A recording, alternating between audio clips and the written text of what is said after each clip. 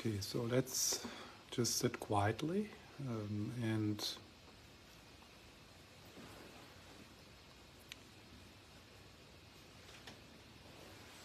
so now towards the end of this weekend, the possibility of just sitting in the field of the group, in the field of this room, kind of a sense of being meditated.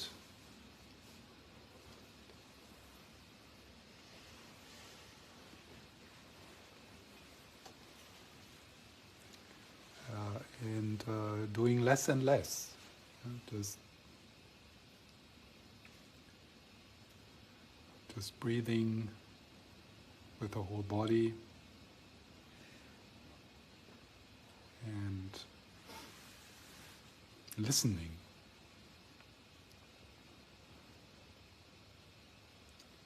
Listening with the whole body.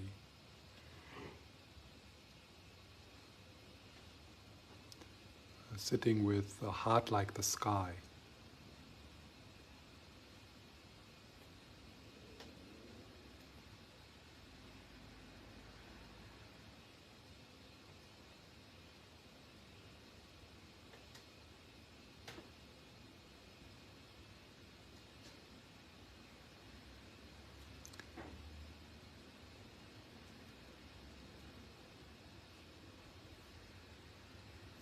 Doing nothing and just being here, here where you always are.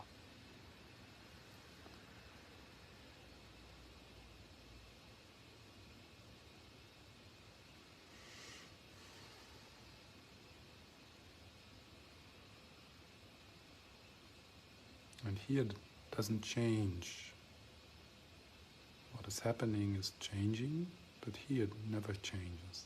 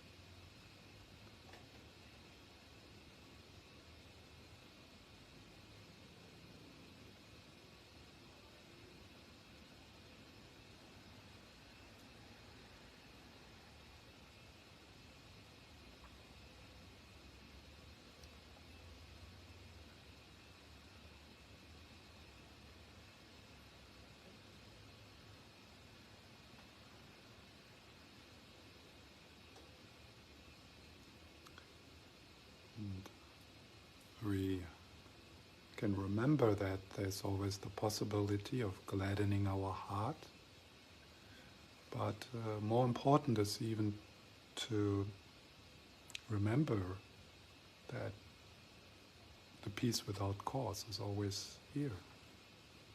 It is here. Here is the peace without cause.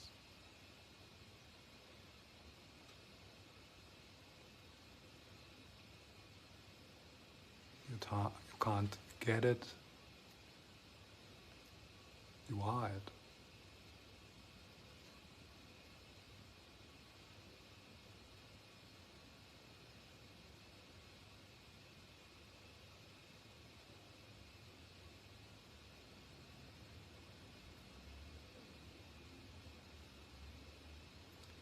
And sometimes peace is appearing within the peace without cause, and sometimes drama is appearing within the peace without cause.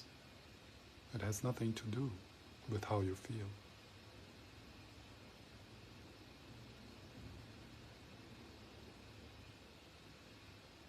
The peace without cause is including peace and war.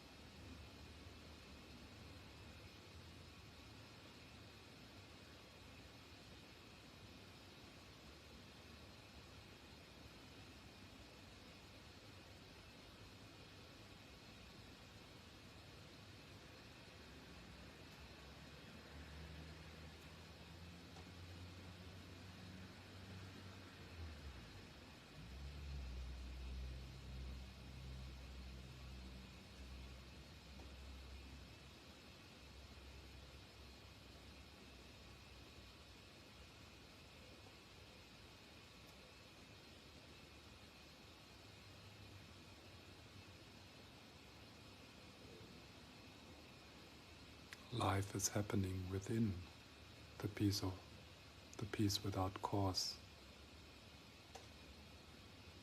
Not only that, life is a display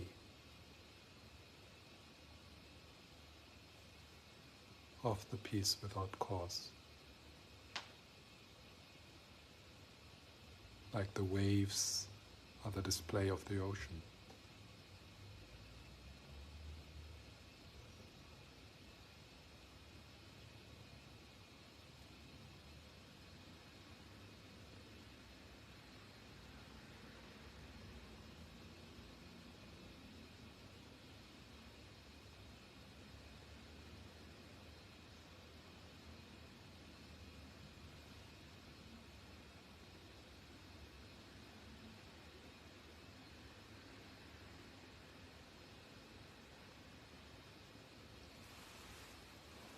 Emptiness is form. Form is emptiness. Emptiness is not other than form, and form is not other than emptiness.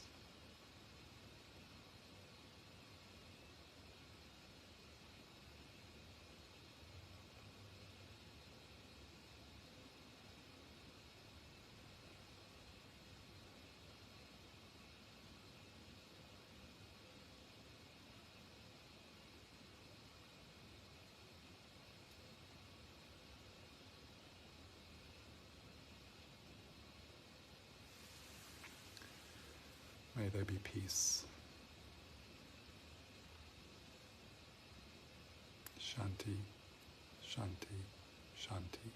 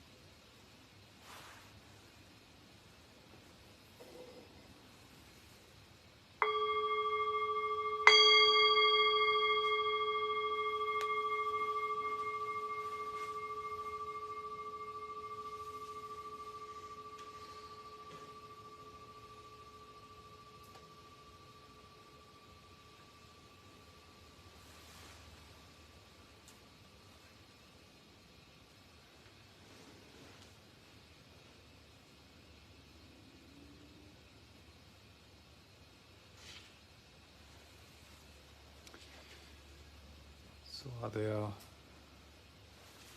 some last questions?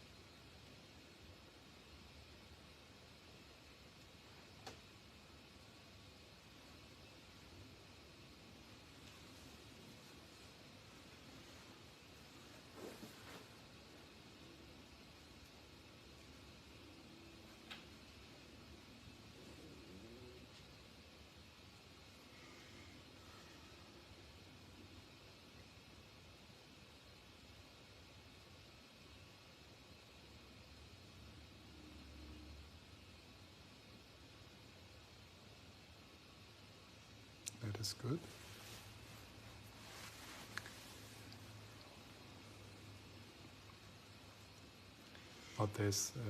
Not that there's no questions, but they don't seem to be relevant. And in a way, that's true. Yes. Stephan, it's a big topic, but you said yesterday that everything is perfect at some point. And I can experience that in practice sometimes. And then I open my eyes and see a world with a lot of imperfection, climate change and systemic racism. Mm.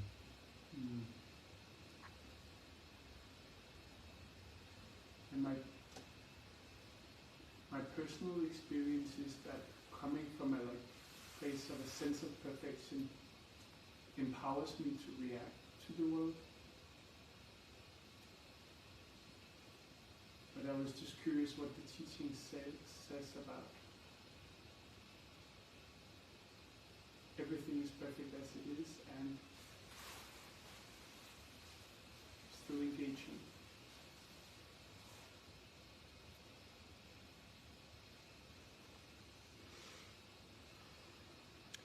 It could be. It could be. It could be that there might be a misunderstanding of what is meant with perfect. If you put perfect and good kind of together, that's not what that perfect in this context means. Yeah.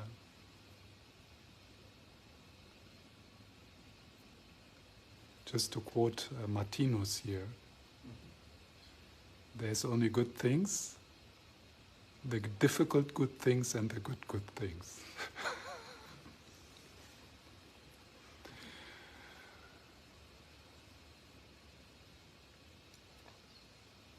I mean, yeah, one can all, I mean, perfect here means it is what it is and it can't be different.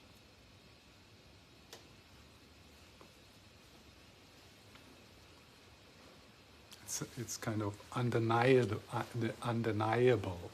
that it is what it is. This is what it is.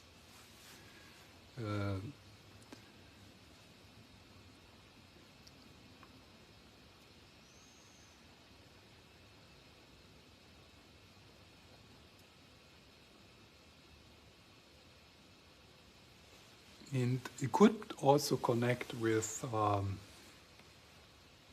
the word perfect here could connect with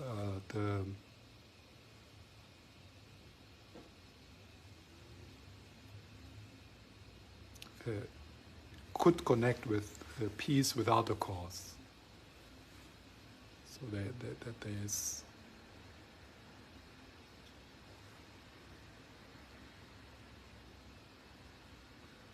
that there is something else going on.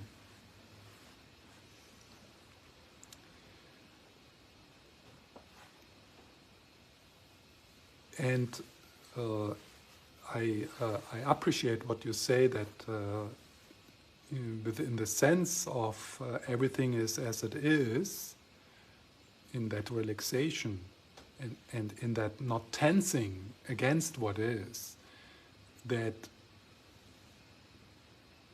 somehow the responses are more loving or more creative or more relaxed, or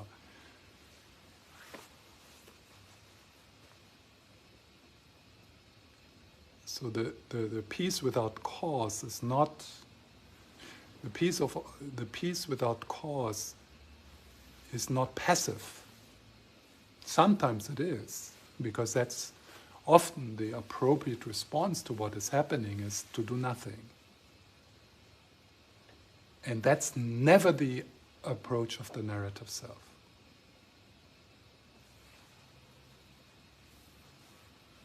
Sometimes the best response, the most valid response to this is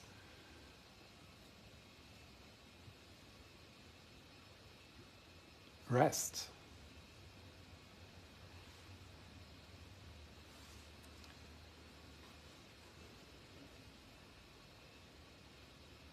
So I think that kind of interpretation of everything is perfect and therefore there's nothing I need to do, that's the story of the narrative self.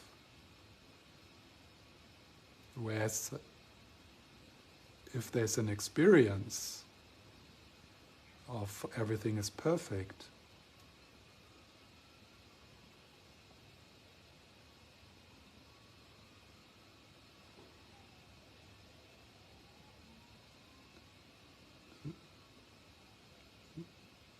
there's a loving creativity in that, but that's already a bit too concrete. But this is, at least that is happening. So even without describing it or trying to figure out how that works, but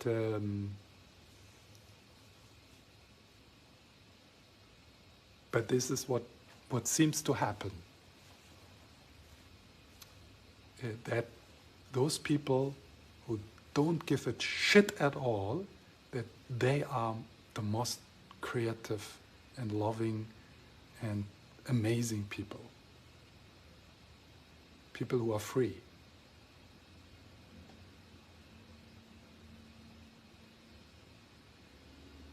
Who don't have an agenda.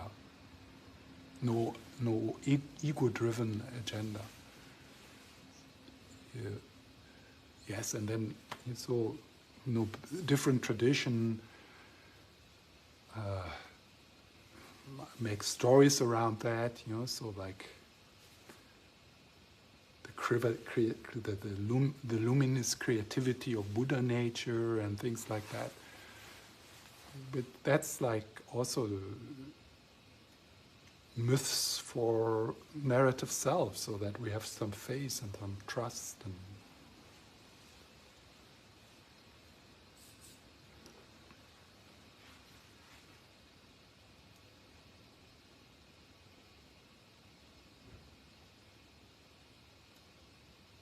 I mean, for the narrative self, if someone says,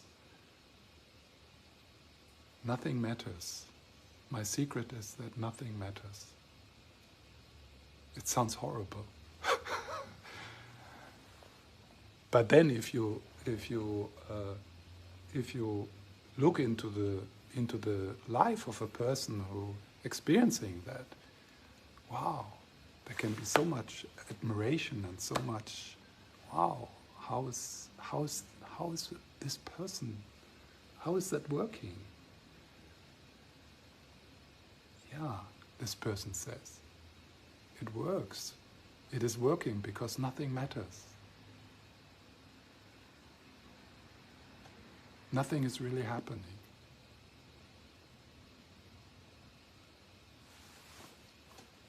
That was the last words of the Karmapa. Nothing ever happens.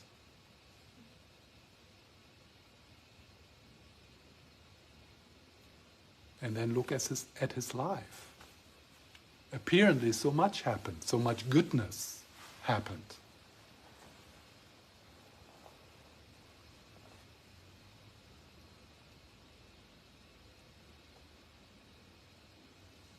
So often these teachers, they don't say what they really think, because it's too threatening. It sounds nihilistic. So they tell all these stories about stuff.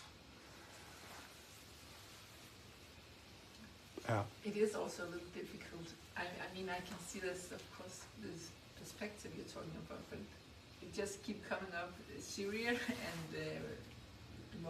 this Moria camp in this refugees camp in Lesbos. And I mean, it's easy for us to sit here with peace. I mean, yeah, but the Karmapa would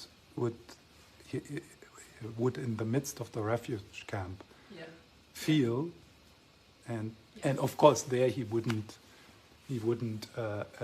teach. He would give people food, but without agenda, without tensing, without trying not to feel the pain around him.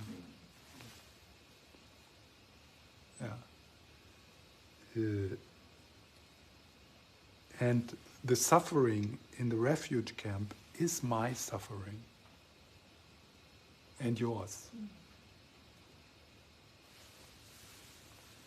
It is already like that. And of course the narrative self can't hold that, so it needs to tense against it and maybe have guilt of, oh, I'm here in the north of Denmark and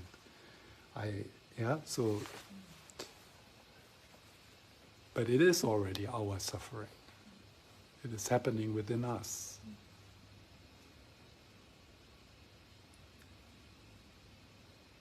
Yeah, and the kind of struggle with, and this is, I quoted the Heart Sutra in this meditation.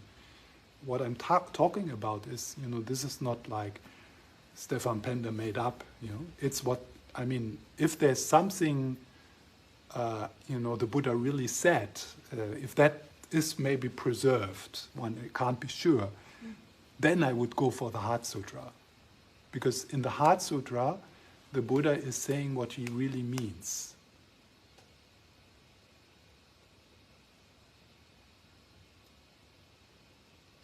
That's at least what the Tibetans say. So they say that's the place the only place where he says what he really means. Everything else is myth. Everything else is stories for narrative selves. Emptiness is form. Form is emptiness. Nothing really happens. Apparently, yes, obviously.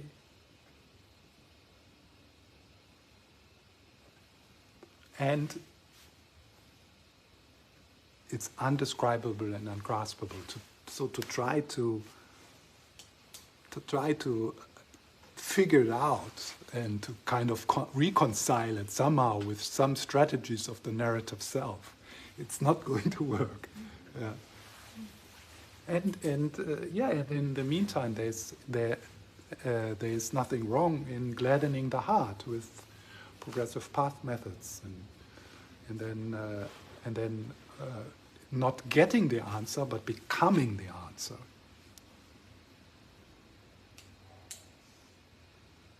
And then the questions are not answered from the point of view of the narrative self, but they don't make sense. They cease. The questions cease. These kind of questions, they just cease.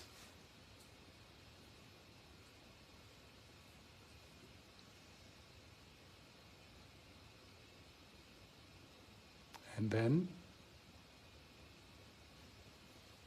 how the heck can you share this? That's why the Buddha, after his awakening, he made the decision, I'm just keeping quiet. I'm not saying anything. Yeah. And then he changed his mind. But it was his first response. This is nothing I can share. It's impossible to share.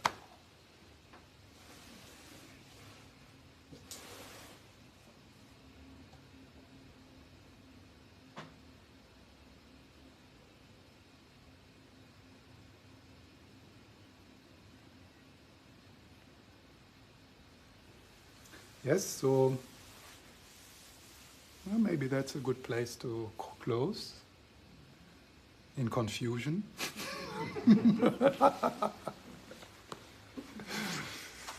So that's always my hope, that there's enough confusion, but not too much. Yeah?